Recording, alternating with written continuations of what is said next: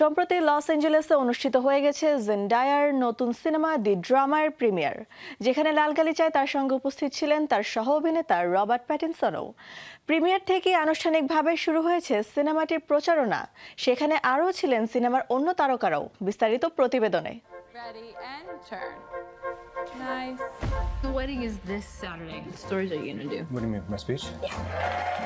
The drama romantic ধাঁচের একটি cinema 17 March loss অ্যাঞ্জেলেসে অনুষ্ঠিত হয়ে গেছে জেন্ডায়ার নতুন এই সিনেমার প্রিমিয়ার, যেখানে জেন্ডায়া এমন একটি আংটি পরে আসেন যা দেখতে বিয়ের আংটির মতো ছিল। এর পাশে আরেকটি বড় আংটিও ছিল।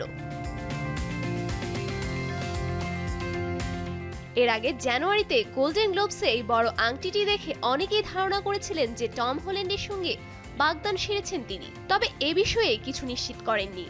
জেন্ডায়া জানান, নিজের ব্যক্তিগত জীবন গোপন রাখার ব্যাপারে সচেতন তিনি, কারণ চান না সবাই তার ব্যক্তিগত বিষয় নিয়ে বেশি আলোচনা করুক।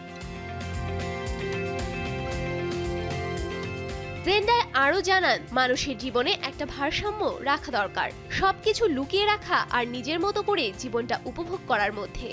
তার মতে, নিজের জীবনের কিছু বিশেষ বিষয় নিজের কাছেই রাখা গুরুত্বপূর্ণ, আর একই সঙ্গে নিজের জীবনটা আনন্দ করে বাঁচাও দরকার। সবাইকে কোনো না কোনোভাবে এই ভারসাম্যটা বজায় রাখতে হয়।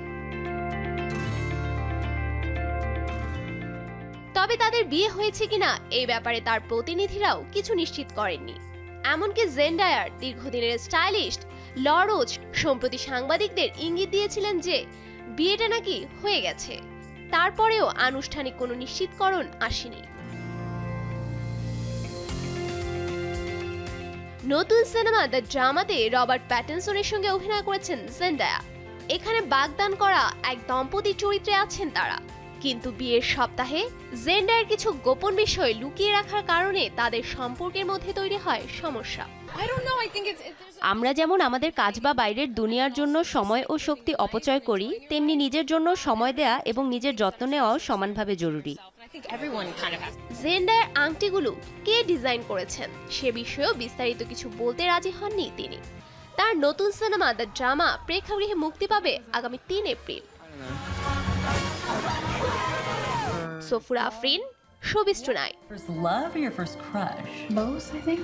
What does that say?